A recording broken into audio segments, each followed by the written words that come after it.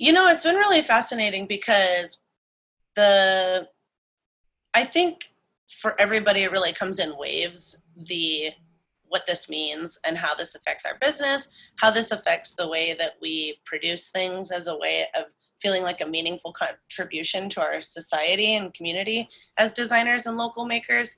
Um, I feel like when I'm really inspired by Amy.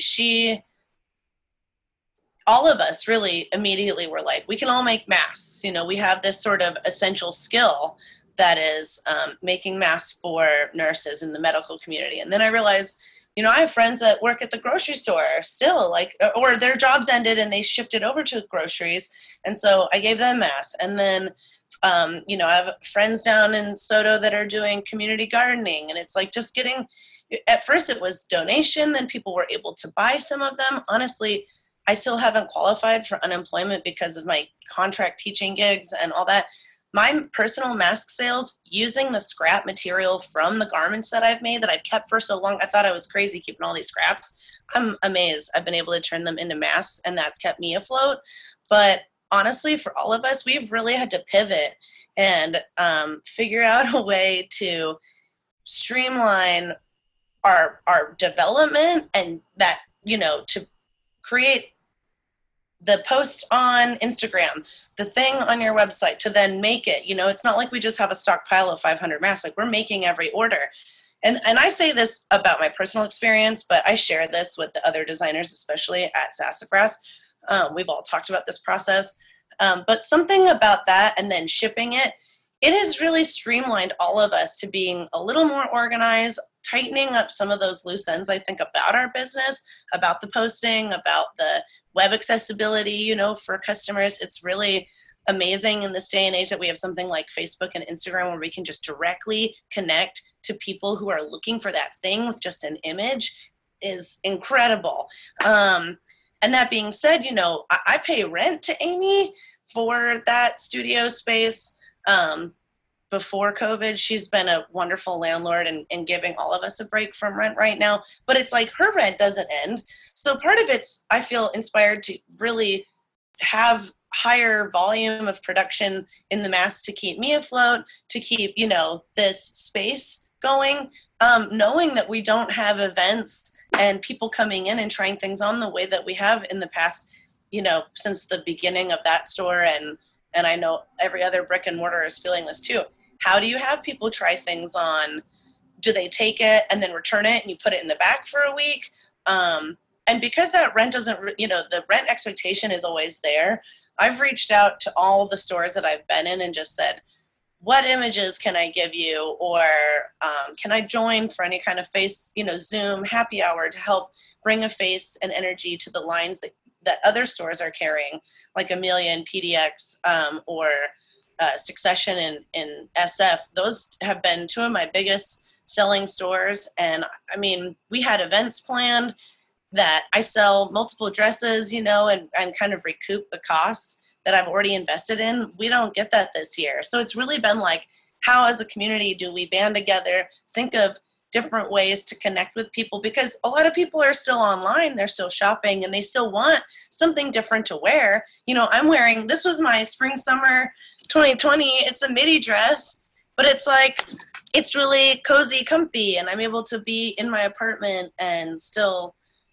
wear something new and wonderful that's really cozy. I think like that has to be a lot of what we sell now online as stores, as boutiques, because people are spending more time at home or just going out for a run or a hike and then going, back home. No one's really gonna, be going to dinner parties, or, well, I don't know. Some people are making up their own minds about how they're spending that time, but their wardrobe necessities are going to be more geared towards comfort.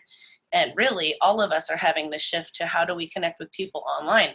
And I think what's interesting about that is it has kind of brought back around, like, what community have you built? What community have you connected with through those in-person events? And how do you connect with those people now in a time where we feel kind of isolated from each other? So it's not easy, but it's kind of like I can't help but do this thing that I've done for so long. I love to make garments. I love to make people feel good in their bodies and comfortable and you know, celebratory of themselves. And right now, I feel like we need that even more.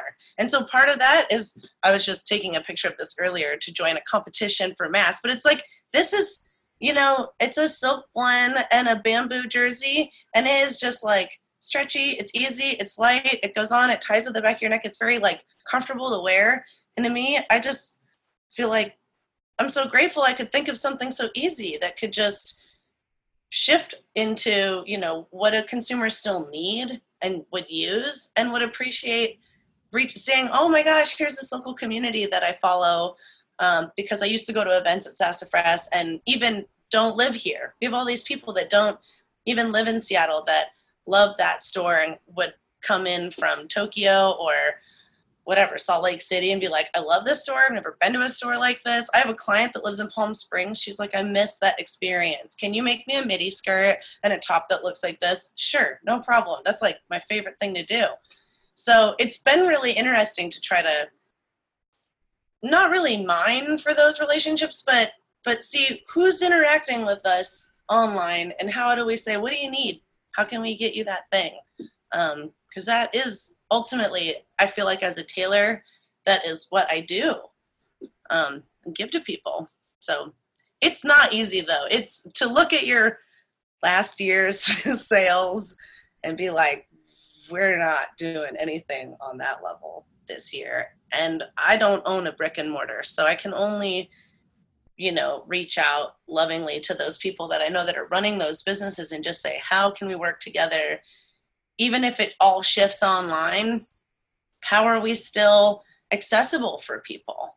So that, and, you know, I've had store owners reach out and just say, you know, I'd placed all these orders, but they're all backed up because they're being manufactured overseas, and we're not going to get those orders. So now we're shifting back to asking local designers or independent designers or small batch manufacturing designers, such as myself and a lot of the other designers at Sassafras, and see what we have that they could put into their stores. And I just really hope that this brings around the importance of the human labor and how taxing it is on our environment to have been living the way that we were living with consumerism, especially in fashion. That's really important to me. And this is shining a really bright spotlight, I feel like, on that. I have so much respect for the international labor community. And as a sewer, I just feel like we all deserve to be making a living wage. And that's I feel like I spend a lot of my time educating people about that and my experience, and just trying to find ways to honor, you know, companies that have more transparency about labor and production and material sourcing and all that. So anyways, kind of derailed the No, it's all good. It's all good. And that kind of does lead me to one of the questions I had, which was sourcing and manufacturing. And one of the things that has been clear, there's a lot of excellent journalists, fashion journalists specifically, that have done quite a lot of excellent work on this exact topic, and are keeping the people that may be more insider level, such as you and I, as well as the public at large, very, very up to date with the adjustments that are happening in the industry. And there's a lot of opportunity now. As you mentioned, a lot of people can't fulfill orders as a result of tariffs or shipping delays or 14-day quarantines or whatever the thing happens to be. And there's a significant need for manufacturing locally. And I was curious if you were able, are you still able to operate at capacity? Do you have your sourcing, is there any delays or anything like that? Are you able to create an order and ship it? Well, luckily before all of this happened, I had purchased, I get my bamboo jersey, which originates in China and is sold through a company in Canada. And I had purchased quite a bit of that material. So I felt good on my bamboo jersey and was preparing kind of last minute to be making more styles for the spring summer 2020 season. And I had also purchased all of my stretch silk and stretch lace for my seasonal line, and had made all the samples that we were photographing, and I was reaching out to stores. We were starting to do the order placement when all of this really kind of, that was more like in January, February, because as a small batch designer who it's me sewing it, and it's my interns, and it's people that maybe I hire for sets of pieces. I work with a small batch production company in Portland now. I used to work with a company in Georgetown. I have really struggled to find consistent quality, good communication, and availability to be doing, from hundreds to thousands of pieces a year, but in different styles. Functioning as a small batch designer is really, really difficult in this area. And can sometimes be really expensive, especially then, when you add on using really nice material like bamboo jersey. It's been really something to honor the price of the labor that goes into it and the price of that material and have a competitive product. What kind of is hard for me to answer about that is like at capacity has really changed for me every single year. I had a relationship with the factory that was going really well, but then something would always be wrong. And then big things were going wrong. And I just thought I can't afford as such a small business to be taking that risk. And that shifted me to finding Hidden Opulence in Portland, who I highly recommend. Drea runs that company and is a wonderful communicator, great turnaround.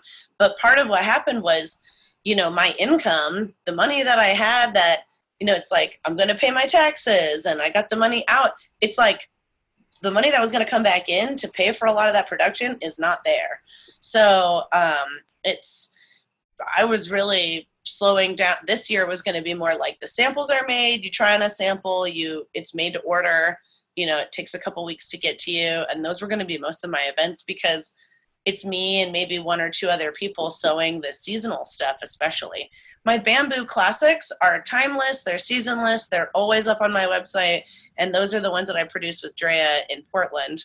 And right now, we're not doing anything. Like, I've received orders, and I'll cut and sew each one, individually, just because it's really hard to think about making, 5 extra small, 5 medium, 5 large, and then think that you're going to sell that.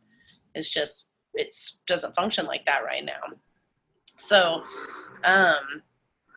in that regard, the production has changed, but I feel like it's always been a bit rocky for me, which is incredible because, I've been selling a lot. So like someone's making all those dresses, and it's really hard to be the one who's done most of this business by myself. I have amazing help and amazing people that help me, from mentorship to my interns. But it's mostly a one-woman circus. So. Absolutely. And, just on the topic of obstacles, and feel free to speak to the pandemic, of course, but as a small batch business owner in fashion business, what are your biggest obstacles? It sounds like manufacturing is one of them, of course. Yeah. As far as client acquisition, are there other obstacles that are very significant? I have a blessed life in the sense that I can connect with people, and I can connect with femme identifying individuals and hear their needs, look at their body, take measurements, and know how to build a garment. So that part has been really a little bit easier for me. And a lot of that was me just setting up the events to go to and connect with those people. But getting into stores, a lot of times people don't take you seriously unless they see you at Magic for 2 or 3 years, which is a pretty hefty financial commitment, especially to, let's say, for 2 years or 3 years, not get any sales from an event like Magic. So part of it's been accessing buyers and getting into more stores. For now, what's interesting about that shift is now I could share, digital media, like all the images of the new dresses. And then if you want 5 of them, or if you sell 1 of them on your website, I make it at my studio in Seattle and ship it from here. And so in some ways it's like less of a risk for store owners who already have that customer platform going, you know. But I feel like accessing store owners so that I'm not focusing on person-to-person sales, I'm kind of letting the dress sell on other platforms. That would be really helpful for me. And definitely the production side. It's really difficult. You know, I really honor the craft that goes into a well-made garment, and it means attention to detail, and it means that someone is going to take the time to look over those seams or rip it out and do it again, or make, you know, whatever, that it's cut right, that it's sewn right, and that the production of the size run or that order was made with the best quality. And it means that you just pay a higher labor premium, especially working with people who all live in the Northwest. I've talked with some companies that said they ultimately pay their sewers $10, and I don't think that that's fair, and I don't work with those companies because I know personally that you can't live on that in this city or even in this area. So consistent manufacturing has been a problem on so many levels, whether it's just getting into a factory who says, oh, it's a 500 unit minimum, all the same style. You know, I'm not on that level. And I mean, I've done that, and I have my classic bamboo line that I've done with some of those orders. But when it comes to small batch production, it's really hard to have. No factory here that I've talked to at least wants to do like 50 of each style or 100 of each style, even if it's 10 different styles and, you know, it's all cut or whatever. It's that the manufacturing part has been really difficult. But also, as someone who has grown up sailing and the importance of the ocean's health and the environment degradation that I've seen growing up in Alaska and being fortunate enough to sail all over the world, I don't take the, you know, plastic element lightly of fashion fabric, which, I mean, I'm using jersey, so it still has an element of polyester in there. But I'm really hoping to switch over to, if we're doing sportswear poly mesh, it's all recycled polyester, and using more organic, easier biodegradable, you know, fibers as I move forward from this point, especially because it's worth it. It's, you know, something that is owed, I think, to our participation on this planet, is to be aware of the materials we use.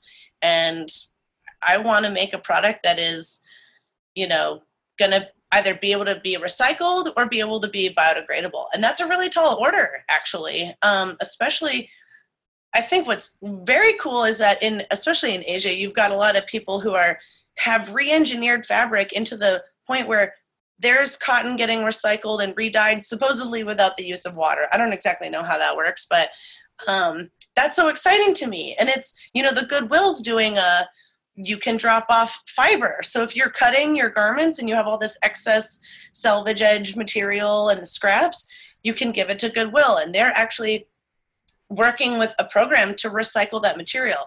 So the fact that the future is going to be recycled material and hopefully a little more equitable with the labor that goes into the garments that we wear and what we as consumers are willing to pay for those garments, I've been about that, and I'm excited to be even more about that as we move forward. And that might mean that, you know, I don't sell as much, and this isn't my full-time job, which it already isn't. I teach and I work at Sassafras, and I'd say another really big obstacle is crunching those hard numbers to see how many dresses do I have to sell every year to make $70,000. And let's say then I have two other people that also make $70,000. If three of us are making $70K a year, that's $1 million business. It's like 10,000 dresses a year. And that is a different level than where my business is at right now. But it's kind of a different business. And I don't really know if that's true to my brand. Can I still get, you know, that many dresses made all in the Northwest and reach all those clients and have them be, you know, sold? It feels risky when you've built something from the ground up to really bank on that. But that being said, doing small batch production and hearing what my clients need and making those adjustments and then coming up with something like the mask, that can also be a headband or a scarf or, you know, a belt if you need, if you get the long one. To me, that's like more of a useful product that I know is needed right now. And I'm just lucky that I can make that myself and that I can make the garments that I sell through my brand. But it's been pretty daunting to think about how to do this as a full-time career. And that's why I don't. Like, I mean, I'm dedicated full-time and I am working all my free time on this business. But even now in the pandemic, having more time to focus on it, I still don't know how people are really successful at this without a lot of financial funding and a lot of connection to sales, direct sales to stores usually. So I just haven't made it there yet. Yeah, and I mean, you hit the nail on the head. That's typically what it is. It's going to be a significant amount of capital investment. It's going to be becoming very well networked and connected. But a lot of, like you were saying, the trade show, showing up at Magic, Premier Vision, showing up at all these different places. The nature, especially with events being shut down, the nature of the future is certainly evolving. And whether those come back in mass remains to be seen. But what hasn't changed is human connection and the need for that interconnection. And the majority of the money is made in an economy of scale, and there's just really no getting around that, especially if your goal is to make an actual living that you can have even an apartment in downtown Seattle with. It does require a significant number of units sold. But as you were saying, Seattle has a lot of great people. There's a lot of really great people here. A lot of people that are very generous with their time. They're generous with their advice. And a lot of people just want to see us succeed. And I've been very grateful that I've been the recipient of excellent advice. Not necessarily in my business endeavors, but a lot of people that want to see this thing keep moving forward, which is very good news for me. Yeah. But also, just personal encouragement. And as an entrepreneur, you have to be your own cheerleader in a lot of ways. And that can become very emotionally and mentally draining, especially now when everyone's having to work 18 hours a day, shifting to do production at a scale that they haven't been accustomed to before, in a product that they haven't really made before. And having to network with, how do I find people to help me out? Where can I find 2 or 3 different dressmakers or anyone that can just cut and sew and follow a pattern? This has been if you look at it from that perspective, it's a very growing thing and a very good thing for the community to be confronted with. And without that, there would have been no impetus for anyone to change.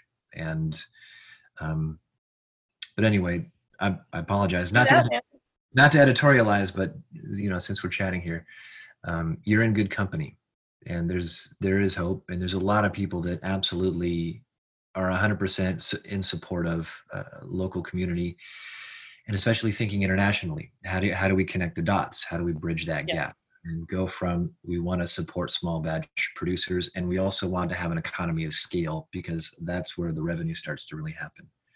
Yeah. So all that to say, I'm a fan, even though I just met you. So if there's anything that Seattle Fashion Collective can do with our limited capability, but our giant megaphone, please let us know. We're happy to help. Thank you so much. That means so much just to hear. Like, for any designer, just to know. And I think especially right now, we all want to be reminded of the community, the positive sides of our communities that we do function in. So it means a lot that you say that. Thank you. Yeah. It would be different if this was, not to name names, and I don't mean to say this disparagingly, but to be a Michael Kors or to be some other name that's owned by a holdings company. Even with Nordstrom, I've said this a lot in a number of these interviews, but just announcing that they're closing 16 of their full line stores, and they've just had to shutter all of their Jeffrey stores, which is a really, really, really big deal. And it really means a lot, not just to the business, Nordstrom in general, but to the people, the customers that absolutely love that experiential side of walking in and trying on. And it's the moving forward. for a larger company is like a cruise ship. It's just so, I mean, they're stuck in 20-year lease agreements in some places. And for us that are a lot smaller, you know, we're in a bit of a speedboat, and it's a lot easier to be more nimble, but it means we have smaller margins. So, you know, just on the topic of the future, it's a lot of rambling, I apologize, but on the topic of the future, you know, 6 to 8 weeks from now, and then, you know, clock gets started, we're in the new phase, business opens up, we're in the summertime, hopefully things get some semblance of normal. Where do you want to see KFLY in the near term? Well, it's interesting because it actually, something that I've thought about for years, part of it being my mathematical interests, and also coming down from Alaska and visiting Seattle in the 80s and 90s, and then living here in the late 90s. And since then, the technology that is here in the Northwest is incredible. And I think what would be really cool is having kind of a merging of the design capability of people that are local to, say, a company like Nordstrom's, and the technological community, maybe the recycled fiber community or 3D printing community, to come together and basically create ways in which we can connect for new styles, new fashion, that are maybe not as hands-on, because until there's a vaccine for this, we are all faced with the risk that comes with mingling. And we all know it in different ways, and we all understand it in different ways. And I just think, you know, as Amy and I have talked about what it means to open up the store and what does that process really look like, it's really scary because, you know, if one of us gets sick, for example, at a store like that that has 7 in-house designers, that means everybody's at risk that are creating things that people want or need, or, you know, that's their therapy or whatever. It makes it like you have to make a decision that about not just yourself. And I think that is the one of the many realizations in this situation, is that we have to decide to wear a mask to keep other people safe. Maybe I'm an asymptomatic carrier or whatever. So having clients come into the store seems risky, especially when you have 6 other people who are creating their careers right there as well. What happens if one of us or all of us get sick? Just what ifs, you know? But I think, so opening like that it's going to be slow and it's going to be cautious. And I think it's going to take a really long time for things to get back to any form of a semblance of what they were. And so I just feel like in a city like this, and with people like me and Amy and Caitlin and all these other designers, we have a creative engineering brain to think about problem solving. That is what makes us good tailors. It's what makes us good business. I mean, maybe not the best business people, but like we are thinking about how to connect with people in all these other ways just on the ground running right now. Maybe there's a way we can work with a local big company like Nordstrom's and say, how do we, you know, merge and say, I'm an educated professional and I can FaceTime with a client and say, what do you need? What are you trying to wear? And we can work together with a company that's got that kind of power too, because I think that's really been, you know, and because I've been an instructor for a really long time, I've seen baby designers, even if they're seniors, you know, but it's like, I've seen individuals who've thought about garment making and see the body in its different functionalities and wanted to answer a call that hadn't been answered before, whether it was better bike wear or better hiking wear or sailing wear, whatever. So I think there's just all this untapped creativity. And like, honestly, I see that as engineering skills, to be able to take all this different fiber that reacts differently and pick the right ones that work for different people's bodies and what they need it for. And maybe that means, you know, with designs like this, I've got a design that comes up and it cinches down and it's now becoming a mask, a cowl mask, you know, and I've seen cowls that are hoods, and like, there's so many different things that we could do to make people functioning in this present day reality a little bit easier. And I think It's just having, the backing for that right now, which is really hard because we're all strapped for cash. We're all strapped for a revenue stream, but that doesn't mean the talent goes anywhere or that the ideas go anywhere. They are here, and I think they're bubbling up. And I think for people like me who create as a career, it's also our therapy, and it's something we kind of can't help to do. So the moment we knew masks were needed, how many people, jumped to answer that call it's incredible. So anyways, as it pertains to KFLY, for example, I would love to think that I have a strong relationship to the store owners, that I'm already in their stores, and that I don't know if we're just doing virtual happy hours with their clients, or, I'm meeting with people one-on-one and we're figuring out what they need. And I'm still making stuff. Maybe it means, I've thought a lot about going back to school and learning more, whether it's getting back into mathematics or design, to figure out ways to translate my ideas into 3D printed garments. That what could we use besides polymer to make that too? Could we use a source material, that's biodegradable, or I don't know, smart material? Or it's exciting for me personally to think about all of that. And I really hope that as I take what I've experienced and the knowledge that I've gained, I know that I'm still a student, and I know that I look forward to the next challenge. And maybe that's working in a different team and with people solving different kinds of problems. And that excites me. I'm excited about the future in that regard. But I know it's really, really difficult right now to even, a lot of creative people I've heard kind of having inspiration lulls and feeling like, why create? Why make my next line? Why do what it is that I've been doing? But something that Amy's pointed out that gives us all a lot of solace, I feel like, is that people need to wear clothes. They still want a new t-shirt, or they're like, gosh, I've been sitting around my house, I gained some weight, I need like a stretchy, comfy dress. And that's where I'm like, okay, well, if I'm not given 50% in, the retail to wholesale, if I'm just selling on my website and it changes that platform for selling things, maybe my prices change because it's just straight direct to customer.